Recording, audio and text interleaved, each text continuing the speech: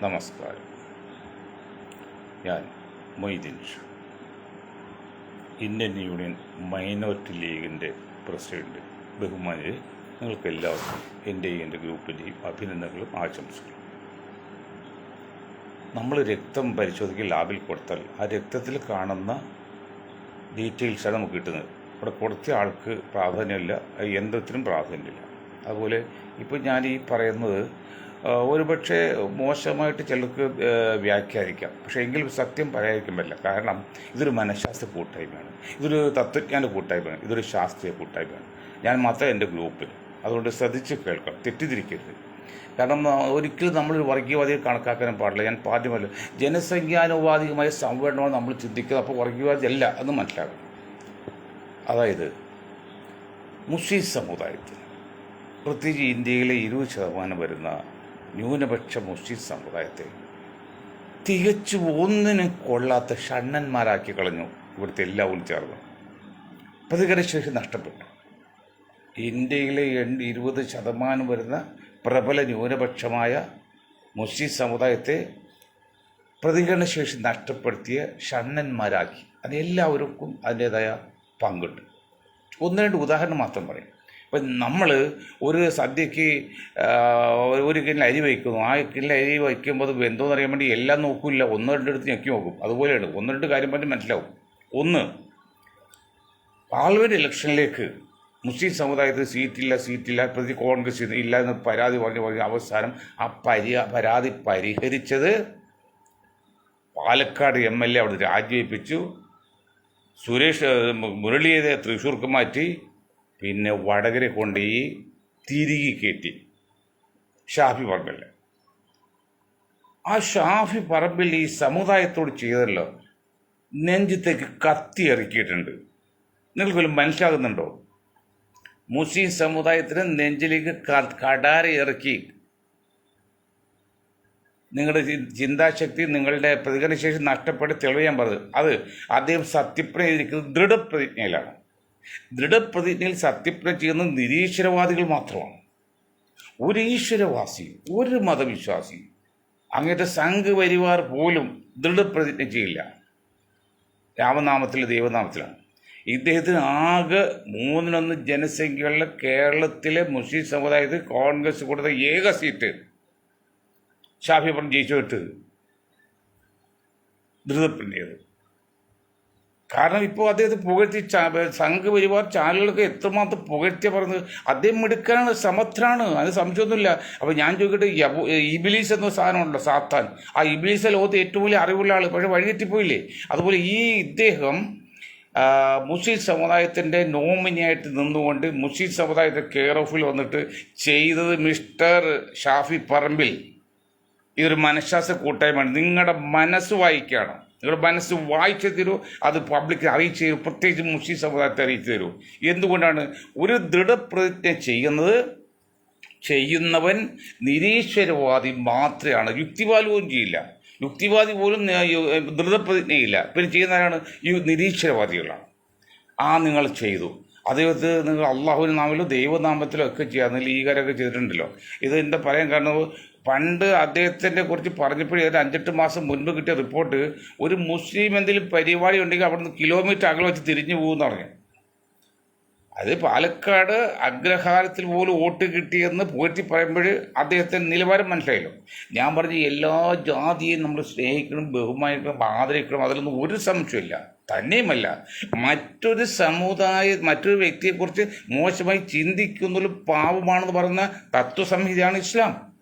അങ്ങനെയുള്ള ഇസ്ലാമിൽ ഒരു മുസ്ലിം അല്ലെങ്കിൽ MP എല്ലാവരും ഒരു കാണണം, അതിലൊന്നും ഒരു സംശയമില്ല, നോ ഡൗട്ട് അറ്റ് ആൾ. പക്ഷേ നിങ്ങൾ കയറിയിരിക്കുന്നത് ഇന്ത്യൻ നാഷണൽ കോൺഗ്രസ് സ്ഥാനാർത്ഥിയാണെങ്കിലും അത് മുസ്ലിം കോട്ടയിലാണ്. ഓർമ്മയില്ലേ? മുസ്ലിം കോട്ടയിൽ. ഈ കോൺഗ്രസിൻ്റെ എന്തൊക്കെ പറഞ്ഞാലും ഇപ്പോഴത്തെ കണ്ടീഷനിൽ ഇന്ത്യയിൽ നമ്മൾ കോൺഗ്രസ് നയിപ്പിക്കാൻ പാടില്ല. കോൺഗ്രസിനെ വളർത്താൻ തന്നെയാണ് മുസ്ലിം സമുദായ തീരുമാനം. പക്ഷേ നിങ്ങളുടെ വീഴ്ച അറിയാതെ സംഭവിക്കുമ്പോൾ ഈ സമുദായത്തിന് എന്തുമാത്രം മാനസികമായിട്ട് ഹരാസ് ചെയ്യുന്നുള്ള കാര്യം അറിയിക്കാൻ വേണ്ടി മാത്രം പറയുന്നത്, അല്ല കോൺഗ്രസ് വിരോധം കൊണ്ട് പറയുന്നില്ല. ഷാനിമോൾ ഉസ്മാനെ നിങ്ങൾ തോൽപ്പിച്ചല്ലോ. എന്തുകൊണ്ടാണ്? അവർ തലയിൽ തട്ടുമാണ്.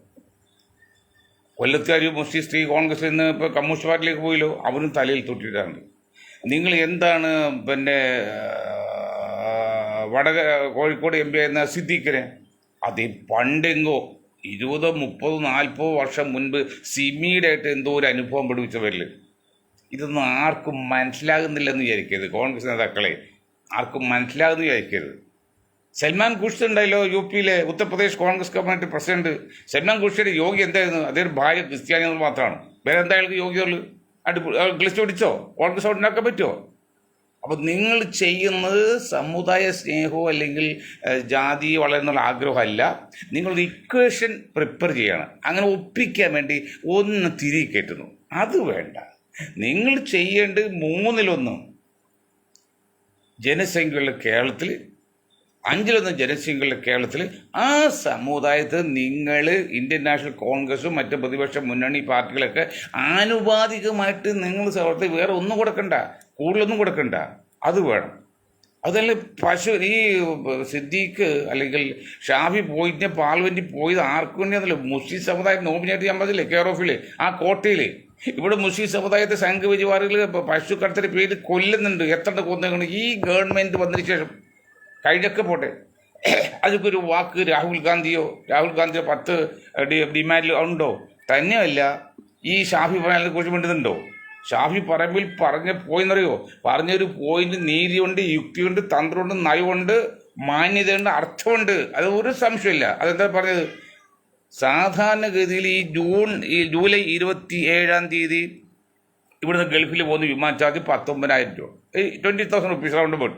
അത് ആഗസ്റ്റിൽ ബുക്ക് ചെയ്യുന്നത് 80,000 രൂപ. എന്നാൽ 4 ഇരട്ടി കൂടുതലാണ്. അത് തെറ്റാണ്, പരിഹരിക്കണം എന്നാണുള്ള സ്വകാര്യ ബില്ല് അവതരിപ്പിച്ച്. അതൊക്കെ നല്ലത് തന്നെ. ആ ഭാഷാശുദ്ധിയും ഭാഷാ ശൈലിയൊക്കെ നമ്മൾ ഇഷ്ടപ്പെടുന്നുണ്ട്. പക്ഷെ അപ്പോഴും നമ്മൾ ആർക്ക് വേണ്ടിയാണ്, ആര് കെയർ ഓഫിലാണ് വന്നിരിക്കുന്നത് എന്ന് നമ്മൾ വിട്ടുപോയത്. മോനെ ഷാഫി, എനിക്ക് മോനെന്ന് വിളിക്കാം, പ്രായം കൊണ്ടറിയാം. അത് നിങ്ങൾ വിട്ടുപോരുത്. അതിൻ്റെ ഉള്ളിൻ്റെ രഹസ്യമാണത്. കാരണം നിങ്ങൾ വച്ചിരിക്കുന്ന എന്തിനാണ്? ഈ പാവം സമുദായത്തെ കെയർ ഓഫിലല്ലേ? അത് നിങ്ങൾ ആ വാക്ക് ചെയ്തതിൽ ഒരു കുഞ്ഞു പോലും മുസ്ലിം ലീഗിൽ, ഇന്ത്യയിലെ മുസ്ലിങ്ങൾ ഒരു കുഞ്ഞു പോലും, പ്രത്യേക കേരളത്തിൽ ഒരു കുഞ്ഞു പോലും അത് ഒരു മിണ്ടിയോ? കിണ്ടാൻ പറ്റാത്ത അവസ്ഥയിലേക്ക് ഇവിടുത്തെ സംഘപരിവാറും ഈ കോൺഗ്രസ് ചില നേതാക്കളും കമ്മ്യൂണിസ്റ്റ് ചില നേതാക്കളും കൂടി അവരെ ഷണ്ണന്മാരാക്കി കളഞ്ഞു. പ്രതികരണശേഷി നഷ്ടപ്പെട്ട സമുദായമാക്കി കളഞ്ഞു. അതിൽ എനിക്ക് അങ്ങേറ്റം ദുഃഖമുണ്ട്, സങ്കടമുണ്ട്, എതിർപ്പുണ്ട്, ശക്തി അമർഷമുണ്ട്. എന്തുകൊണ്ടാണ്?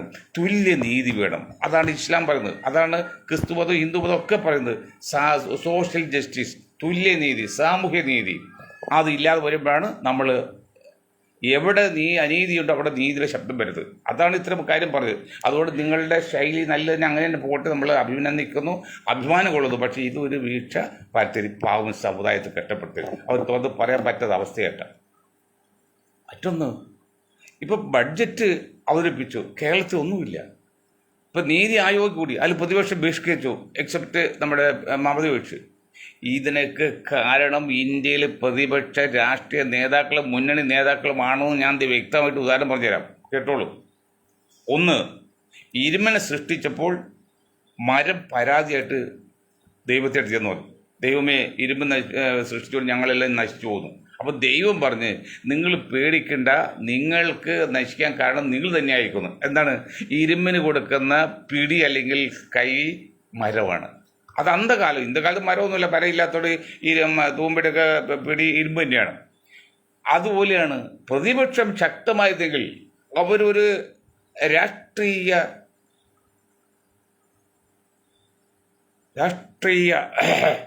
വാക്കുള്ളത് പിന്നെ മീമാംസ, രാഷ്ട്രീയ മീമാംസ ഉണ്ടായിരുന്നെങ്കിൽ സംഭവിക്കില്ല. എന്താണ് സംഭവിക്കാത്തത്? ഞാൻ പറഞ്ഞല്ലോ, കോൺഗ്രസ് എതിർക്കാൻ വേണ്ടി അടിയന്തരാവസ്ഥ കാലഘട്ടത്തിൽ അത് താഴെ ഇറക്കാൻ വേണ്ടി കോൺഗ്രസ് ഒഴിച്ചുള്ള എല്ലാവരെയും സംഘടിപ്പിച്ചാണ് ജയപ്രകാശ് നാരായൺജി അന്ന് ജനതാ പാർട്ടി ഉണ്ടാക്കിയത്. ഞാൻ പല പ്രാവശ്യം പറഞ്ഞ ആവർത്തന വിരസയുണ്ടാക്കുന്ന ആധുനിക മനഃശാസ്ത്രം പറഞ്ഞത്, പക്ഷെ പറയാതിരിക്കാൻ വയ്യ. പക്ഷെ അതേ സ്ഥാനത്ത് നിങ്ങൾക്ക് തൊട്ടുകൂടാൻ പാടില്ല ചിലരായിട്ട്. ഇപ്പോൾ മോയാവതി പറ്റില്ല, ഒവൈസി പറ്റില്ല, ആസാമിലെ കാരണവരെ പറ്റില്ല, അങ്ങനെ പറ്റില്ല, ഇവരെ പറ്റില്ല. അത് ശിവസേന കൂടാം, ഒരു കുഴപ്പമില്ല. അങ്ങനെ നിങ്ങൾ സംഘടിതമായ ചിന്തയിൽ തൊടാൻ പാടില്ലാതെ മാറ്റി നിർത്തി. അത് നമ്പർ 1. നമ്പർ 2, ഈ BJPയിൽ സംഘപരിവാർ താഴെ ഇറക്കാൻ ശ്രമിക്കുന്ന നേതൃത്വത്തിൽ വരുന്ന ആള്, പ്രധാന ആള്, അദ്ദേഹം ഒരു സ്ഥാനവും വഹിക്കാൻ പാടില്ല, ഒരു മത്സരത്തിൽ പറ്റില്ല.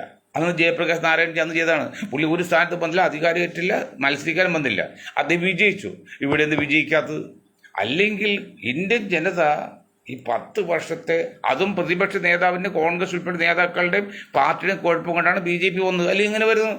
ഇപ്പോഴും 30% താഴെ വോട്ട് അവർ കിട്ടുള്ളൂ, ഈ കൃത്രിമമായിട്ട് ചെയ്തിട്ട് പോലും. ഇപ്പോൾ അതല്ലേ മഹാരാഷ്ട്രയിൽ വന്ന കേസ്, 87-97 സീറ്റിലൊക്കെ ജയിച്ചിരിക്കുന്നതിനെക്കുറിച്ച് വലിയ ശക്തമായ ഒരു അന്വേഷണ കമ്മീഷൻ റിപ്പോർട്ട് പറഞ്ഞിട്ട് അത് ചർച്ച ചെയ്തുകൊണ്ടിരിക്കുകയാണ്.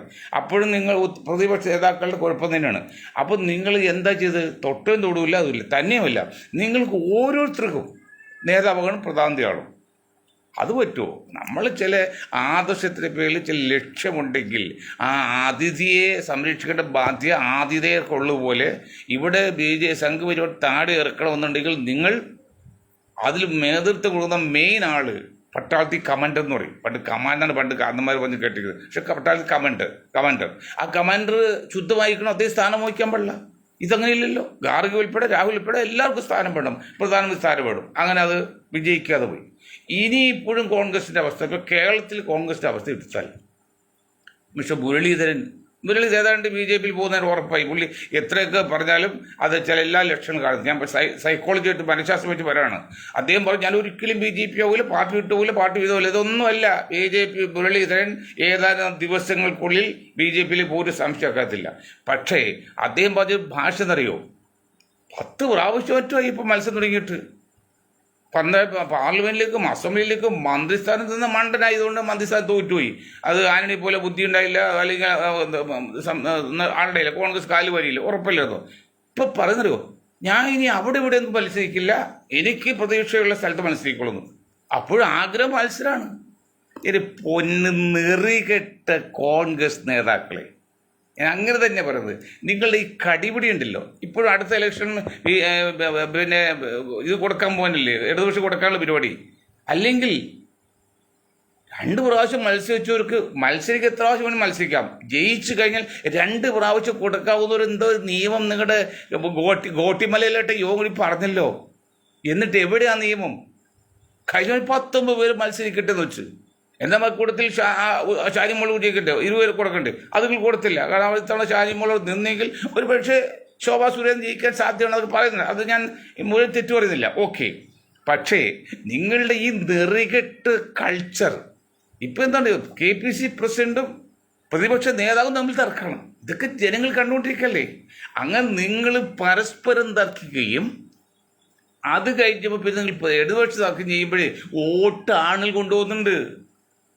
BJPയുടെ കേരളത്തിൽ വളർച്ച നിങ്ങൾ കാണുമ്പോഴില്ല, വളരെ പിന്നെ തന്ത്രപരമായിട്ടും വളരെ ശാസ്ത്രീയമാണ് അവർ ചെയ്യുന്നത്. ചില മണ്ടത്തെ നിങ്ങൾ തോന്നാമെങ്കിലും അത് പ്രതിയുടെ. ഇപ്പോൾ സുരേഷ് ഗോപി അവിടെ ജയിപ്പിച്ചെടുക്കാൻ വേണ്ടി എത്ര വർഷത്തെ അധ്വാനമാണ്. ഏതെല്ലാം ആ സൊസൈറ്റി തട്ടിപ്പ് ഉണ്ടാക്കിയത് പോലും ഇടതുപക്ഷം സപ്പോർട്ട് ചെയ്ത് BJP ജയിക്കാൻ വേണ്ടിയാണെന്നാണ് ഇപ്പോൾ രഹസ്യമായിട്ട് റിപ്പോർട്ട് ഇടുന്നത്. കരുതി കൂട്ടി അങ്ങനെ പലതുണ്ട്. ചിലർ ജയിപ്പിക്കാൻ വേണ്ടി അല്ലെങ്കിൽ ആനുകൂല്യം കിട്ടാൻ വേണ്ടി അങ്ങനെ ചെയ്യും. അതൊക്കെ രാഷ്ട്രീയത്തിൽ പതിവാണ്. രാഷ്ട്രീയത്തിൽ അതൊക്കെ ഉണ്ട്. അങ്ങനെ ജയിപ്പിച്ചെടുത്തില്ലേ, ആ ജയിപ്പിച്ചെടുത്ത് പോയെങ്കിലും എന്തെങ്കിലും നേട്ടം ഇന്ത്യ കേരളത്തിൽ കിട്ടിയിട്ടുണ്ടോ? ഇനി ഏതെങ്കിലും കാലത്ത് ലോകത്ത് ഇന്നലെ പറഞ്ഞ നമ്മൾ കേരളത്തോട് അവഗണനയല്ലാതെ ഒരു പ്രോത്സാഹനം കിട്ടിയിട്ടുണ്ടോ? ഇല്ല. അത് ഞാൻ പറഞ്ഞല്ലോ, വടക്കേ ഇന്ത്യക്കാർക്ക് തെക്കേ ഇന്ത്യയോട്, തെക്കേ ഇന്ത്യക്കാർക്ക് തമിഴ്നാട് കേരളത്തോട്, കേരളത്തിലോ വടക്കേ ഇന്ത്യയോട്, ഉത്തരാളം ഞങ്ങൾ ഉത്തര കേരളത്തോട്.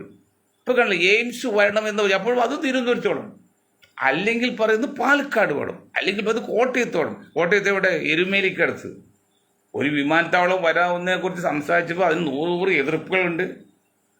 വനമേഖലയാണ്, വിമാനത്താവളം വരട്ടെ, ശബരിമല സീസൺ ഒറ്റുകൂടി ലോകപ്രസിദ്ധമായിട്ട്, അതിലൊന്നും ഒരു സംശയമില്ല. പക്ഷെ അതൊന്നും എത്ര കാലം വരും? എന്നിട്ടും കൊല്ലത്തിൽ 6 മാസം അവിടെ ഗതാഗത തിരക്കാണ്, ശബരിമലയുടെ തിരക്ക് കാരണം. ആ സ്ഥലത്ത് എയിംസ് പോലുള്ള ഒരു ആശുപത്രി കൊണ്ടുവരാനാണ് പ്ലാൻ ചെയ്തിരിക്കുന്നത്. അതൊക്കെ സംഘപരിവാര ചില ആദർശങ്ങളാണ്, അവരുടെ ചില ലക്ഷ്യങ്ങളാണ്. പാലക്കാട് താല്പര്യമുണ്ട് അവർക്ക് വെച്ചോട്ട്, പത്തനംതിട്ട ഉൾപ്പെടുന്നുണ്ട്, അല്ലെങ്കിൽ തൃശ്ശൂർ വിട്ട് അപ്പുറത്തേക്ക് പോകാൻ പാടില്ല. അതുകൊണ്ട് ജനങ്ങൾ ഒരു വിഭാഗം, നല്ലൊരു ശതമാനം ആൾക്കാർ തലസ്ഥാനം മധ്യകാലത്ത് മാറ്റണം എന്ന് പറഞ്ഞുകൊണ്ട് ഞങ്ങൾ ഏതൊരു 10 വർഷമായി പ്രവർത്തനം തുടങ്ങിയിട്ട് അത് ഫലം കാണില്ലെങ്കിൽ ഉത്തരാളം എന്ന് പറയുന്ന ഉത്തര കേരളം എന്ന സംസ്ഥാനം തന്നെ വേണ്ടി ഒരു ആരെങ്കിലും പറഞ്ഞു പോയാൽ ചിന്തിച്ചു അവർ രാജ്യദ്രോഹ കുറ്റത്തിൽ ഉൾപ്പെടുത്താൻ പറ്റില്ല. വേറൊരു കേരള സംസ്ഥാനം വിട്ടുപോകുന്നതല്ല പറഞ്ഞത്. കേരള സംസ്ഥാനം ഭരണത്തിൻ്റെ സൗകര്യത്തിൽ വേണ്ടി തലസ്ഥാനം മാറ്റുക എന്നുള്ള ഒരിക്കലും സാധ്യതയില്ല. കാരണം അങ്ങനെയാണ് എൻ്റെ കിടപ്പ്. അപ്പോൾ എന്താ വേണ്ടത്? സംസ്ഥാനം ഇപ്പോൾ എറണാകുളം ജില്ലയുടെ വലിപ്പമുള്ള പല സംസ്ഥാനങ്ങളും ഇന്ത്യയിലുണ്ട്. എറണാകുളം ജില്ലയുടെ പോലും വലിപ്പമില്ലാത്തത്. അവിടെ സംസ്ഥാന ഭരണ സൗകര്യത്തിന് വേണ്ടി രണ്ടാൾക്ക് തെറ്റൊന്നുമില്ല.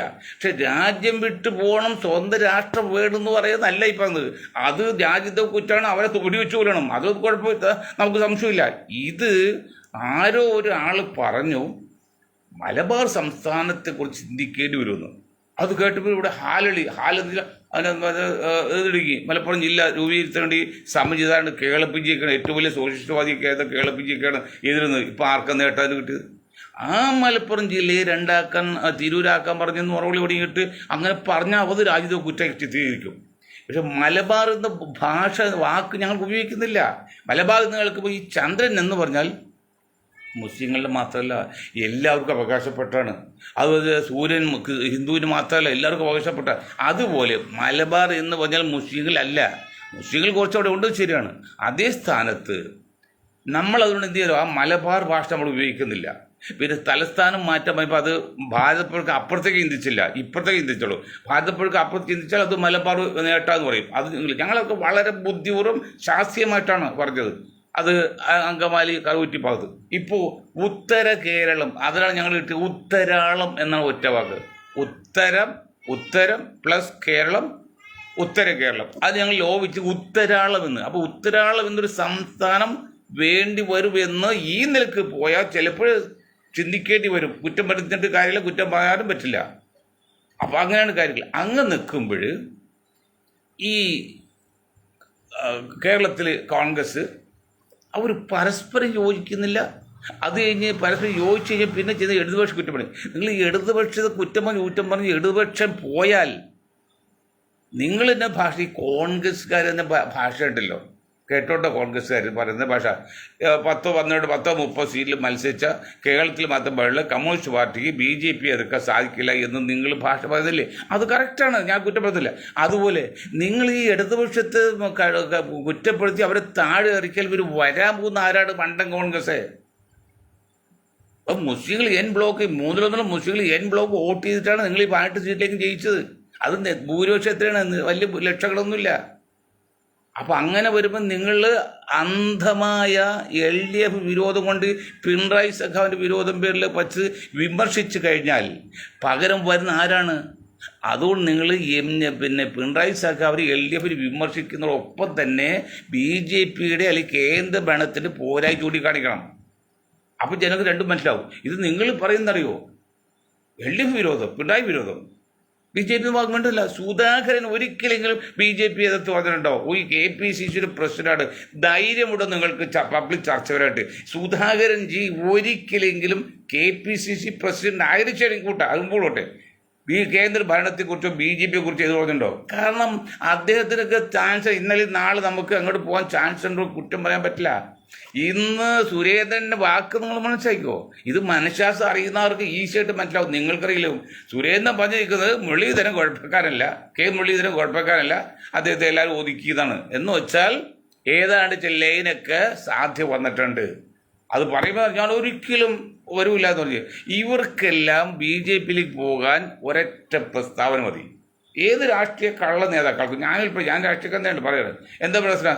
ഇപ്പോഴത്തെ പ്രത്യേക സാഹചര്യത്തിൽ മോഡിജിയുടെ കൈകൾക്ക് ശക്തി കൂട്ടാൻ വേണ്ടി ഞങ്ങൾ അങ്ങോട്ട് പോകുന്നു, അല്ലെങ്കിൽ ഇപ്പോഴത്തെ പ്രത്യേക സാഹചര്യത്തിൽ പിണറായിയുടെ കൈകൾക്ക് ശക്തി കൂട്ടാൻ വേണ്ടി ഞങ്ങൾ അങ്ങോട്ട് പോകുന്നു, അത് ചില പ്രത്യേക സാഹചര്യത്തിൽ സുധാകരൻ്റെ കൈ അദ്ദേഹം ഞങ്ങൾ പോകുന്നു. ഇത്ര ഒരു പ്രസ്താവനയുള്ള ഏത് പാർട്ടി നേതാവിനും ഏത് പാർട്ടിക്കും പാർട്ടി മാറാൻ ഒരൊറ്റ പ്രസ്താവന, അതൊറ്റ എഴുതപ്പെട്ട ശൈലിയാണ്, വാക്കാണ്.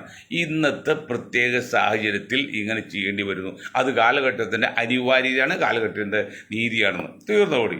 അപ്പം അതുകൊണ്ട് മുരളീധരൻ അല്ലെങ്കിൽ മുരളീധരൻ മനസ്സിലായില്ലേ, കരുണാകരൻ്റെ മകനാണ് എന്ന് പറയും. കരുണാകരജി പോലെ ഞാൻ മതേതരവാദിയാണെന്ന് പറയുമെങ്കിൽ 3-1 ജനസംഖ്യകളിൽ മുസ്ലിങ്ങൾക്ക് കഴിഞ്ഞ പാർലമെന്റ് സീറ്റിൽ ഷാനിഖ് ഉസ്മാൻ ഇട്ടുകാരെ ഏറ്റവും അവസാനം തോൽപ്പിച്ചും കളിച്ച്. അതിനെക്കുറിച്ച് ചോദിച്ചപ്പോൾ അദ്ദേഹം ഞാൻ കേട്ടുകൊണ്ട് അത് പറയാമോ അത് ഒരു പറ്റുപറ്റി ഞങ്ങൾ അസംബ്ലി കാണിക്കാം. പാർലമെൻറ്റിൽ കിട്ടാൻ പോരാ അസംബ്ലി കൊടുത്ത് കാര്യമുള്ളൂ. അപ്പോൾ ആൾക്കാർ മനസ്സിലാക്കി മുരളീധരൻ എന്താണ് ചിന്തിക്കുന്നത്, അവനൊരു കാര്യം മാത്രം. അപ്പം അതാണ് അവസ്ഥ. അപ്പം അതുകൊണ്ട് കോൺഗ്രസ്സുകാരും എല്ലാം വളരെ ശ്രദ്ധിച്ച് മുന്നോട്ട് പോയില്ലെങ്കിൽ, അതായത് കഴിഞ്ഞ തെരഞ്ഞെടുപ്പിൽ BJPക്ക് അല്പം ക്ഷീണം പറ്റിയെന്നുള്ളത് ഇന്ത്യൻ ജനത അതെതിരെ ചെയ്തിട്ടുണ്ട്. അതുകൊണ്ട് മാത്രമല്ല സംഘ് പരിവാറിൻ്റെ ഇടയിലുള്ള ഒരു ഭിന്നിപ്പുണ്ടായിരുന്നു. ഇപ്പോൾ യോഗിയെ താഴെ ഇറക്കാൻ നോക്കുന്നു മോഡിയെ താഴെ ഇറക്കുന്ന യോഗി, അവർ തമ്മിൽ ഭയങ്കര എതിർപ്പുണ്ട്. പക്ഷെ അതിലൊരു ദൈവകോപമുണ്ട്. അതുകൊണ്ട് ഞാൻ പറഞ്ഞു നിർത്തിയേക്കാം. ആ ദൈവകോപം എന്താ അറിയോ, നൂഹ് നബി ലോഹയുടെ പേടകം, നൂഹിൻ്റെ കപ്പൽ, അത് ദൈവം വെള്ളപ്പൊക്കം വരുമ്പോൾ സംരക്ഷിക്കാൻ വേണ്ടി ഒരുക്കിയൊരു കപ്പലാണ്. അതിന് ശത്രുക്കൾ 900 വർഷം മതപ്രച നടത്തിയിട്ട് നൂഹിൻ്റെ കാലത്ത് 9 പേരെ മറ്റോ വന്നിട്ടുള്ളൂ എന്നാണ് പറഞ്ഞത്. 900 വർഷം പ്രച നടത്തിയിട്ട് അങ്ങനെ ഞങ്ങൾ ശപിച്ച് ദൈവം വെള്ളപ്പൊക്കം ഉണ്ടാക്കി. അപ്പോൾ സംരക്ഷിക്കാൻ വേണ്ടി ഒരു കപ്പലുണ്ടാക്കി വെച്ചു. ആ കപ്പലിൽ ആൾക്കാർ വന്ന്, ഈ എതിരാളികൾ വന്ന് അപ്പിയിട്ട് മാറിക്കളഞ്ഞു. നൂഹ് നബി അല്ലെ പ്രവാചകൻ ദൈവമേ ഇതാണ് അവസ്ഥ, എന്താ ചെയ്യുക? അപ്പോൾ ദൈവം എന്താ പറയും, നീ പേടിക്കേണ്ട, അത് അങ്ങനെ ചെയ്തുകൊണ്ട് ഞാൻ ശരിയായിക്കൊള്ളാം. എന്നാൽ ആ ഭാഗത്തുള്ള ഒരു അസുഖം വന്നു. അസുഖം എന്ത് മരുന്ന് കഴിച്ചാലും മാറുന്നില്ല. അപ്പോൾ ഒരാൾ അവിടെ എന്നും അപ്പി ചെയ്ത് കൊടുത്തിട്ട് ഒരാൾ അവിടെ പോയി അപ്പി ഇട്ടപ്പോൾ ഈ അപ്പി വെള്ളത്തിലേക്ക് വീണപ്പോൾ ഒരു തുള്ളിയായിട്ട് അതിൻ്റെ മുഖത്ത് തെറിച്ചു. അവൻ കുറച്ച് നോക്കുമ്പോണ്ട് പുറത്തേക്ക് പോയി അവർ രോഗം മാറി. അപ്പോൾ ആൾക്കാർ ചോദിച്ചു, നിൻ്റെ രോഗം ഇങ്ങനെ മാറി? അതോ ഞാൻ ഇന്ന് അപ്പി ഇട്ടപ്പോഴും അതിൻ്റെ തുള്ളി എൻ്റെ മുഖത്ത് തെറിച്ച് അങ്ങനെ മാറി. അങ്ങനെ ചുരുക്കി പക്ഷേ അങ്ങനെ എല്ലാവരും വന്ന് അത് തിന്ന് കഴുകി തുടച്ച് ആ നൂഹ് കപ്പലിനെ ശുദ്ധമാക്കി. ദൈവത്തിൻ്റെ കളി. അപ്പോൾ ദൈവം എന്നുള്ള ഏകനാണ്. അത് ഹിന്ദു ആയാലും മുസ്ലിം ആയാലും ക്രിസ്ത്യാനിക്കായാലും എന്നാണല്ലോ ദൈവത്തെ കളിയുണ്ട്. ആ ദൈവത്തെ കളിയിലാണ് കണ്ടത്. ഇപ്പോൾ സംഘ് പരിവാർ തമ്മിൽ ഒരു ചെറിയ അകൽച്ച ഉണ്ടാക്കി. ആ അകൽച്ചയുടെ ഫലം കൂടിയാണ് ഈ കഴിഞ്ഞ ഇലക്ഷനിൽ അല്പം പറ്റി. അത് തിരുത്താൻ വേണ്ടി അശ്രാന്ത പൈസ നടത്തിക്കൊണ്ടിരിക്കുകയാണ്. അത് പരിഹരിക്കാൻ വേണ്ടി സംഘ് പരിവാർ ഇടപെടുന്നുണ്ട്. പക്ഷെ കോൺഗ്രസ് ഈ തോൽവി പരിഹരിക്കാൻ ന്യായം കാണാനായിട്ട് എന്ത് നടപടിയാണ് എടുത്തിരിക്കുന്നത്? വല്ലതും ചെയ്തിട്ടുണ്ടോ? ഇപ്പോഴും ഏതാണ്ട് ചെറിയ കളിയൊക്കെ ഉണ്ടെന്നല്ലാതെ വലിയ കളിയില്ല. അതെല്ലാം മുന്നോട്ട് പോയില്ലെങ്കിൽ ഈ വന്ന വിജയം പോലും അത് നിലനിർത്തിക്കൊണ്ടാൻ ബുദ്ധിമുട്ട് വരുമെന്ന് പറഞ്ഞുകൊണ്ട് ഞാൻ വാക്കിൽ നിർത്താണ്. നിങ്ങൾക്ക് 1000 നന്ദി. ജയ് ഹിന്ദ്.